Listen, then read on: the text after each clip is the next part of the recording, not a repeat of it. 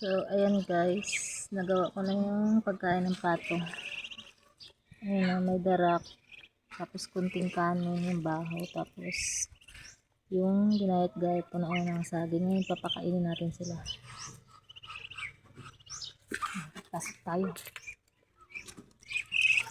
Yeah. Ayan na sila guys. Ulit lang. Ayan sila papakainin.